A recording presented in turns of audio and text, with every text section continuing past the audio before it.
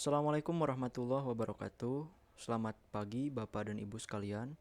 Pada kesempatan ini saya akan mempresentasikan kerangka acuan kerja atau KAK pada kegiatan penyusunan website informasi Desa Jangkurang, Kecamatan Leles, Kabupaten Garut. KAK ini disusun sebagai pedoman pelaksana kegiatan agar berjalan lebih terarah, terukur, dan juga sesuai dengan ketentuan yang berlaku. Desa Jangkurang itu sebelumnya telah memiliki website resmi desa. Namun, dalam perjalanannya, website tersebut tidak lagi aktif, bahkan sempat diretas oleh pihak yang tidak bertanggung jawab.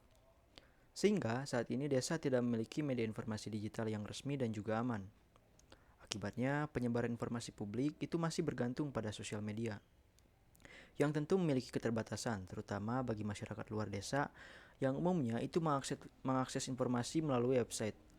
Padahal, sesuai dengan ketentuan Undang-Undang Keterbukaan Informasi Publik, pemerintah desa itu memiliki kewajiban untuk menyediakan informasi yang mudah diakses, transparan, dan juga akuntabel.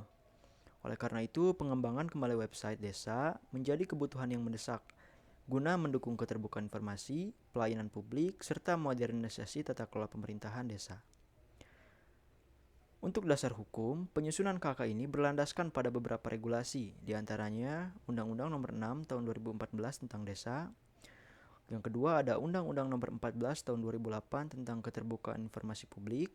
Yang ketiga ada Peraturan Menteri Pan-RB Nomor 21 Tahun 2017 tentang penyusunan KAK dan RAB. Yang ketiga ada Peraturan Komisi Informasi Nomor 1 Tahun 2018 tentang Standar Layanan Informasi Publik Desa.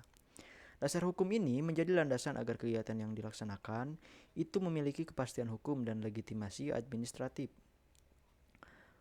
Untuk ruang lingkup pekerjaan dalam kegiatan pembuatan website informasi Desa Jangkurang ini mencakup seluruh tahapan yang diperlukan untuk menghasilkan sebuah sistem informasi desa yang siap untuk digunakan, mudah diakses, serta mampu mendukung keterbukaan informasi publik.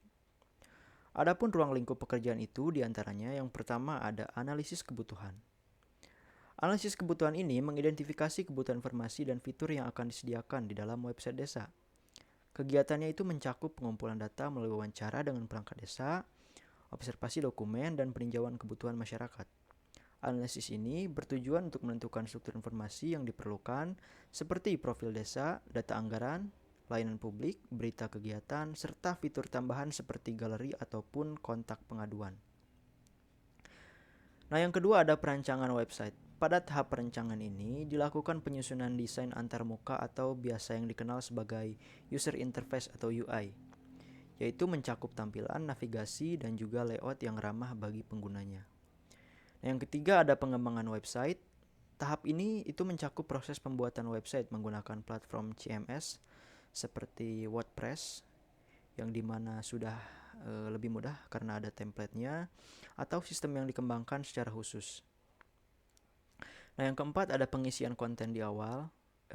Setelah sistemnya siap untuk digunakan, dilakukan pengisian data dan konten awal yang menjadi dasar informasi bagi masyarakat. Data dasar tersebut mencakup seperti profil desa tadi, struktur organisasi, dan lain sebagainya, agar website yang sudah dibuat itu lebih jelas terlihat atau lebih jelas terarah kemananya. Nah, yang selanjutnya ada pelatihan operator desa. Tahap ini bertujuan untuk memberikan kemampuan kepada perangkat desa dalam mengelola website secara mandiri. Tentunya setelah websitenya sudah selesai dibuat, bukan menjadi sebuah kewajiban seorang pembuat website untuk terus mengurus websitenya. Akan tetapi, operator desa yang tersedia atau perangkat desa yang tersedia itu kita adakan pelatihan agar mereka sendiri itu bisa menggunakan atau mengelola websitenya. Nah, pada sesi pelatihan operator desa ini tentunya akan dibuatkan yang namanya SOP atau Standar Operating Procedure agar perangkat desa itu bisa yang namanya pembaruan konten supaya pengelolaan websitenya itu lebih terarah dan juga lebih update. Nah, yang selanjutnya ada uji coba dan peluncuran website. Setelah semua fitur dan konten itu siap, dilakukan pengujian menyeluruh terhadap tampilan, navigasi, kecepatan, dan keamanan website untuk memastikan fungsinya itu berjalan dengan baik. Nah, setelah proses uji coba ini selesai dan perbaikan dilakukan, website kemudian diluncurkan secara resmi kepada masyarakat sebagai media keterbukaan informasi desa. Nah, yang selanjutnya adalah bagian tahap evaluasi, yaitu pemeliharaan awal. Pada tahap terakhir ini dilakukan pemantauan dan pemeliharaan awal untuk memastikan website itu berjalan dengan stabil. Pemeliharaan ini mencakup perbaikan bug, optimalisasi kecepatan, serta backup data secara berkala. Tahap ini juga memastikan bahwa operator desa itu dapat mengelola website dengan baik setelah peluncuran.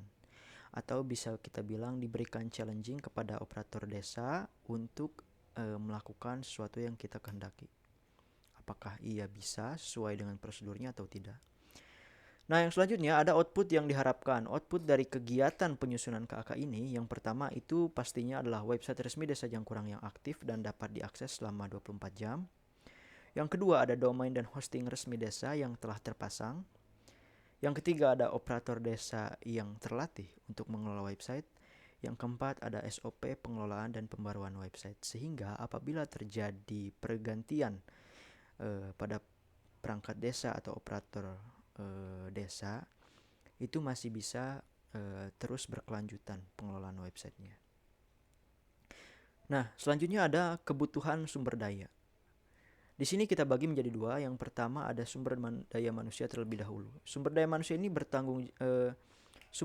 ini meliputi project manager, yaitu orang yang bertanggung jawab mengkoordinasikan keseluruhan proses mengawasi timeline dan menjadi penghubung dengan pemerintah desa. Yang kedua itu ada web developer, yang bertugas untuk mengembangkan website, memasang fitur teknis, serta memastikan seluruh fungsi berjalan dengan optimal. Nah, yang ketiga itu ada desainer UI atau UX, mendesain tampilan yang ramah pengguna, menarik, serta mudah diakses oleh masyarakat. Nah, yang selanjutnya ada trainer atau pendamping teknologi yang bertugas untuk melatih perangkat desa dalam mengelola website dan menyusun SOP pengelolaan konten. Nah, untuk yang kedua ada peralatan dan material. Yang pertama ada laptop atau komputer untuk proses pengembangan dan pelatihan. Yang kedua ada domain dan juga hosting untuk akses website. Yang ketiga ada software pendukung seperti CMS atau WordPress, aplikasi pengolah gambar, dan juga plugin tambahan yang memang diperlukan untuk mempercantik website tersebut. Nah, yang selanjutnya ada rencana anggaran biaya. Ini disesuaikan dengan harga e-katalog LKPP atau harga pasaran pengadaan jasa IT skala desa yang non-custom software besar. Yang pertama itu ada jasa pengembangan website dengan harga 7.500.000 rupiah. Yang kedua ada desain UI atau user interface dengan harga 3 juta. Yang ketiga ada pengadaan domain selama 1 tahun itu di harga 300.000 rupiah. Yang keempat ada pengadaan hosting selama 1 tahun di harga 1.500.000 rupiah. Yang kelima ada pelatihan operator website itu di harga 2 juta rupiah. Yang keenam ada operasional dan dokumentasi itu di harga 1 juta rupiah. Dan yang ketujuh ada pemeliharaan awal atau bug fixing dan juga backup di harga 1.200.000 rupiah. Dengan total keseluruhan anggaran biayanya yaitu 16.500.000 rupiah. Oke, sebagai penutup, kerangka acuan kerja ini diharapkan dapat menjadi pedoman yang jelas dalam pelaksanaan kegiatan pembuatan website informasi Desa Jangkurang. Dengan adanya website desa yang aktif dan dikelola dengan baik, diharapkan transparansi dan juga pelayanan publik, kepercayaan masyarakat terhadap pemerintah desa itu dapat terus meningkat. Demikian pemaparan yang dapat saya sampaikan. Atas perhatian Bapak dan Ibu, saya ucapkan terima kasih.